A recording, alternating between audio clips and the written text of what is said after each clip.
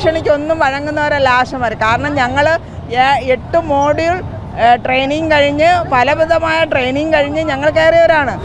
പകർച്ചവ്യാധി വന്നാൽ അവിടെ രാവെന്നോ പകലെന്നോ ഇല്ല, നമ്മുടെ ആരോഗ്യം പോലും വകവയ്ക്കാതെ ഞങ്ങൾ ഓടിപ്പോകുന്നത്. സാമ്പത്തിക ബാധ്യതയാണ് പ്രശ്നം, ഇങ്ങനെയൊക്കെയുള്ള കടത്തിലാണെന്നൊക്കെ പറഞ്ഞുള്ളൂ. ധനകാര്യമായിട്ട് ആലോചിക്കണമെന്നാണ് പറഞ്ഞത്. അത് കഴിഞ്ഞ് 3 ദിവസമാണ് ആർക്ക് PSCക്കാർക്ക് ലക്ഷങ്ങൾ സാലറി കൂട്ടി കൊടുത്തത്.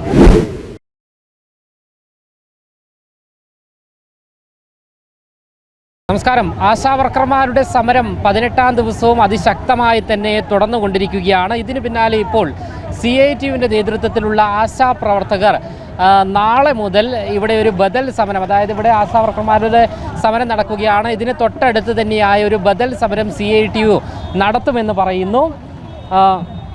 ചേച്ചി, ആശാവർക്കർമാരുടെ ഈ സമരം അതിശക്തമായി നടന്നുകൊണ്ടിരിക്കുമ്പോൾ നാളെ CITUവിൻ്റെ ഒരു ബദൽ സമരം നടക്കുമെന്ന് പറയുന്നു. അതുമായിട്ട് ഞങ്ങൾക്ക് യാതൊരു ബന്ധമില്ല. അവരെന്തുകൊണ്ടാണ് ഈ ബദൽ സമരം നടത്തുന്നതെന്ന് ഞങ്ങൾക്ക് അറിയത്തില്ല. കാരണം ഞങ്ങളുടെ സമരത്തെ ആക്ഷേപിക്കുകയും അധിക്ഷേപിക്കുകയും ഇത് പല രീതിയിലുള്ള വാക്കുകൾ കൊണ്ട് പറഞ്ഞിട്ട് അവർ തന്നെ ഇപ്പോൾ ഒരു ബദൽ സമരം നടത്തുന്നത് എന്തിനാണെന്ന് അറിയത്തില്ല.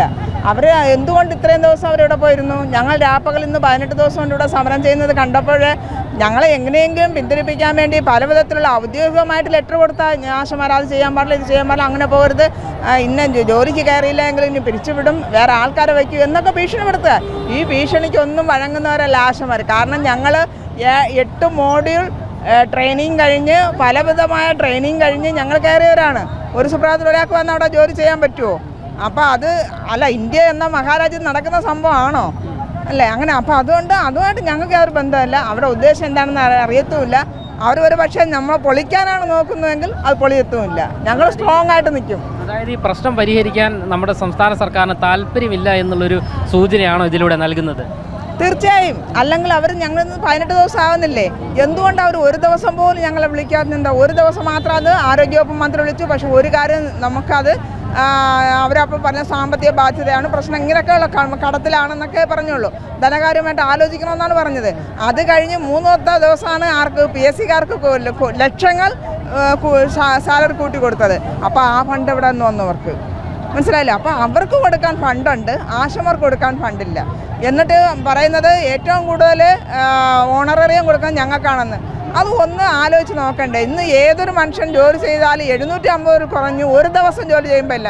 ഞങ്ങൾ ഒരു ദിവസം അത് ഒരു പക്ഷേ ഒരു 18 മണിക്കൂർ അല്ലെങ്കിൽ ഒരു 8-10 മണിക്കൂർ ചെയ്യുമ്പോഴാണ് അവന് 750 കിട്ടുന്നത്. പക്ഷേ ഞങ്ങൾ അങ്ങനെയാണോ? 24 മണിക്കൂർ മീൻസ് ഞങ്ങൾക്കൊരു പകർച്ചവ്യാധി വന്നാൽ അവിടെ രാവെന്നോ പകലെന്നോ ഇല്ല, നമ്മുടെ ആരോഗ്യം പോലും വകവയ്ക്കാതെ ഞങ്ങൾ ഓടിപ്പോകുന്നത്.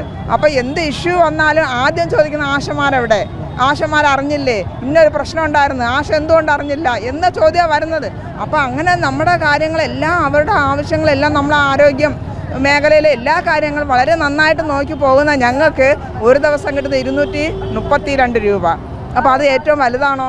അപ്പോൾ ഒരു ചോദ്യം, നിങ്ങളുടെ ഈ ആശാവർക്കർമാർക്ക് ഗ്രൂപ്പുണ്ട് എങ്കിൽ അത്തരത്തിലുള്ള ഗ്രൂപ്പുകളിൽ ഈ CITU ഇതിൽപ്പെട്ട ആശാവർക്കർമാർ അത്തരത്തിലുള്ള പരാമർശങ്ങളാണ് നടത്തുന്നത്. ഇത് എങ്ങനെയാണ് ഞങ്ങളുടെ ഒരു പ്രതികരണം? ഞങ്ങളുടെ ആശാ വർക്കേഴ്സ് എന്ന് പറഞ്ഞാൽ ഞങ്ങളുടെ കേരള ഹെൽത്ത് ആശാ വർക്കേഴ്സ് യൂണിയൻ്റെ ഗ്രൂപ്പാണ് ഞങ്ങൾക്കുള്ളത്. പക്ഷെ അതിൽ പല ആൾക്കാരും പല യൂണിയനിലുള്ളവരും പല പാർട്ടിക്കാരുമാണ്.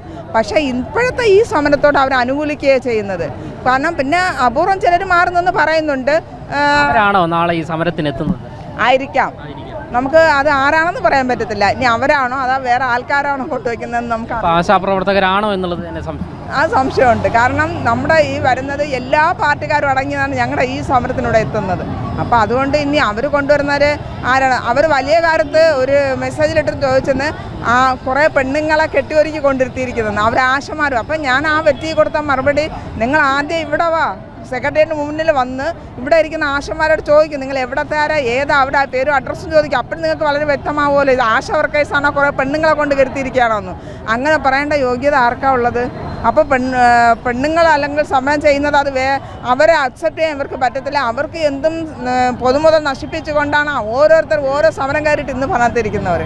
നമുക്കറിയാം, KSRTC ഒക്കെ അടിച്ചു പൊട്ടിക്കുന്ന കാര്യമെല്ലാം നമുക്കറിയാമല്ലോ. പൊതുമുതൽ നശിപ്പിക്കുക എല്ലാം ചെയ്യുന്ന കാര്യം നമ്മൾ ഒന്നും ചെയ്യുന്നില്ല. നമ്മൾ വളരെ ഭംഗിയായിട്ട് ഒരു നഷ്ടം ആർക്കും വരുത്താതെ മാന്യമായിട്ടുള്ള രീതിയിലാണ് ഞങ്ങളിവിടെ ഒതുങ്ങിയത് സമരം ചെയ്യുന്നത്.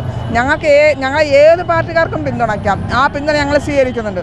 പക്ഷേ നമ്മൾ ആരെയും എന്ത് ചെയ്യില്ല, ആ പിന്തുണയ്ക്കുന്ന പേരിൽ മുതലെടുക്കാൻ ഞങ്ങൾ അനുവദിക്കില്ല. കാരണം ഞങ്ങളുടെ പാർട്ടി എന്ന് പറയുന്നത്, അല്ലെങ്കിൽ ഞങ്ങളുടെ ഈ യൂണിയൻ എന്ന് പറയുന്നത്, പാർട്ടിയല്ല യൂണിയൻ എന്ന് പറയുന്നത് എല്ലാ പാർട്ടിക്കാരും ചേർന്നതാണ്. എല്ലാ ആശാ വർക്കേഴ്സ് എന്ന് പറയാനാണ് എനിക്ക് ഏറ്റവും കൂടുതൽ ആഗ്രഹം.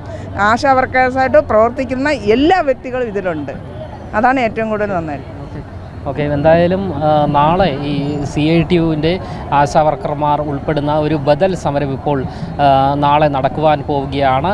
എന്തായാലും ഈ സമരത്തിൽ, അതായത് നാളത്തെ സമരത്തിൽ പങ്കെടുക്കാൻ പോകുന്നത് ആശാ വർക്കർമാർ തന്നെയാണോ എന്നുള്ള സംശയം കൂടി ഉണ്ട് എന്നും ഈ സെക്രട്ടേറിയറ്റിന് മുൻപിൽ രാപ്പകൽ സമരം നടത്തുന്ന ആശാ വർക്കർമാർ പറയുന്നു. ക്യാമറമാൻ അഖിൽ അശോകിനൊപ്പം അമൽ രുദ്ര, മറുനാടൻ മലയാളി, തിരുവനന്തപുരം.